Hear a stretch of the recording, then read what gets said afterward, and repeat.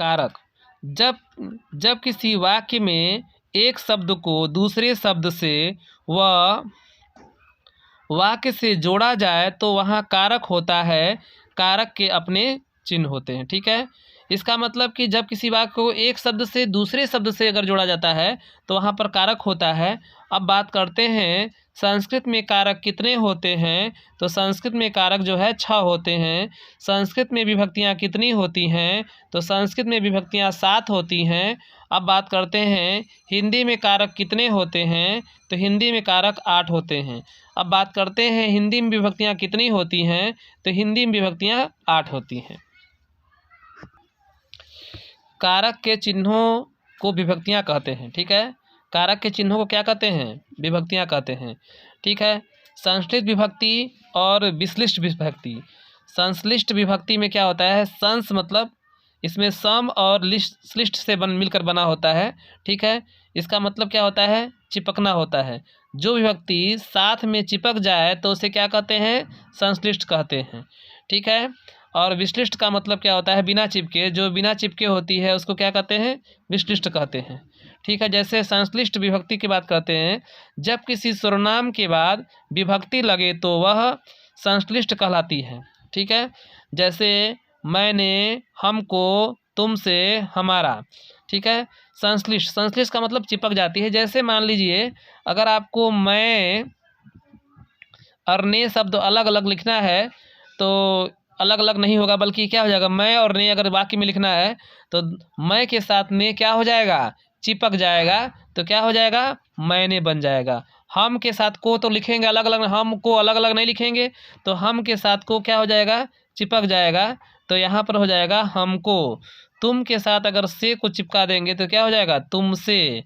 हमारा, हम के साथ रा जोड़ेंगे तो क्या हो जाएगा, हमारा हो जाएगा। ठीक है, इस प्रकार से जब किसी सर्वनाम के बाद विभक्ति लगे तो वह क्या हो जाती है, संश्लिष्ट हो जाती है, मतलब चिपक जाती है।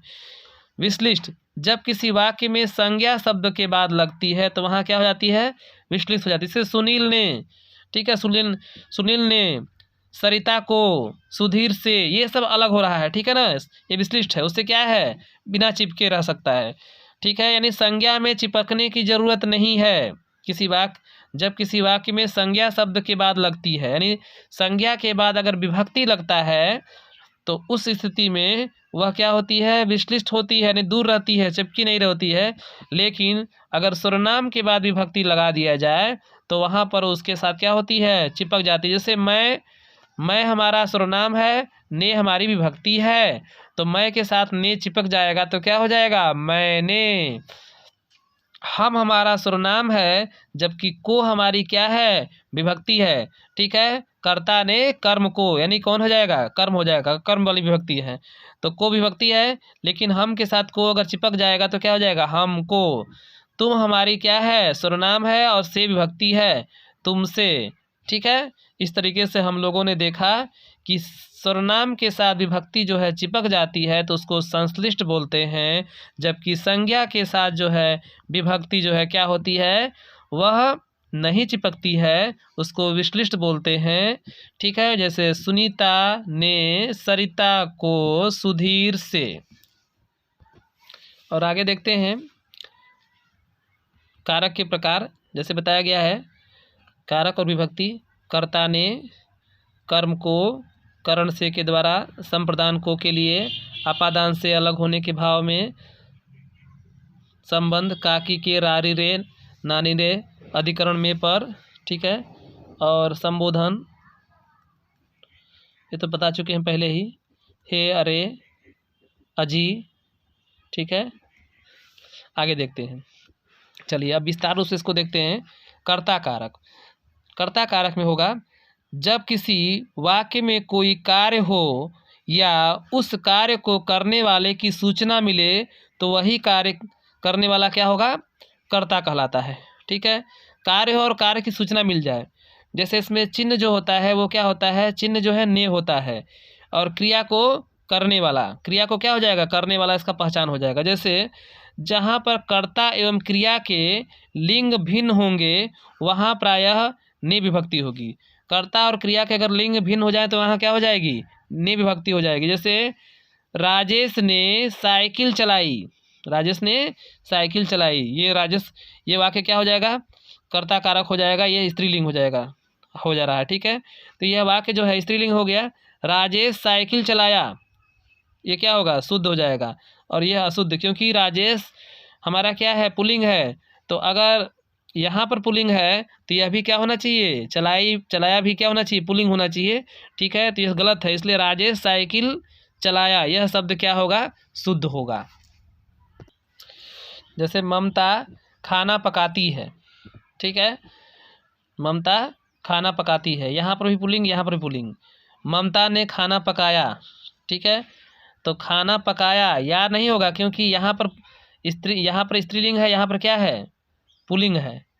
ठीक है, जबकि अगर यहाँ स्त्रीलिंग है, यहाँ भी स्त्रीलिंग है, यह क्या है, यह सही है, शुद्ध वाक्य है। ठीक है, क्योंकि देखिए अगर यहाँ पर स्त्रीलिंग है तो यहाँ पर भी स्त्रीलिंग होना चाहिए, अगर यहाँ पर स्त्रीलिंग है तो यहाँ पर भी क्या होना चाहिए, स्त्रीलिंग। यहाँ स्त्रीलिंग है, लेकिन यहाँ स्त्रीलिंग है, यहाँ क्या है, पुल्लिंग है, नहीं होना चाहिए। ठीक है, ये वाक्य क्या हो गया, अशुद्ध हो गया, ये क्या हो गया, शुद्ध हो गया। ठीक है, चलिए अब बात करते हैं कर्म कारक। जब किसी वाक्य में हो रहे कार्य का फल, परिणाम, लाभ, ठीक है, हानि, लाभ, बल आदि कर्ता पर बल्कि नहीं, बल्कि क्या पड़े, दूसरे यानी कर्म पर पड़े, तो कर्म पर बल पड़ता है तो वहाँ पर कर्म कारक होता है। जैसे राजू अमरूद खाया। ठीक है, इसमें राजू कर्ता होगा, अमरूद कर्म हो जाएगा, खाया क्रिया हो जाएगा। ठीक है, कर्म कारक में कुछ पहचान होते हैं, जैसे पुकारना, चिल्लाना, बुलाना, सुलाना, कोसना, भागना, दौड़ना, ये सब रहेगा तो वहाँ पर क्या हो जाएगा, कर्म कारक होगा। जैसे सुधा ने पंकज को पुकारा, कौन सा कारक होगा, कर्म कारक पूरे वाक्य में। इसके बाद देखते हैं बकरी, गाय, भैंस और बैल, ठीक है, भाग गए, ये भी क्या होगा, कर्म कारक। बैल, बकरा, ऊंट, गाय भाग गए। ठीक है, ये सब जो है कर्म कारक हो गया।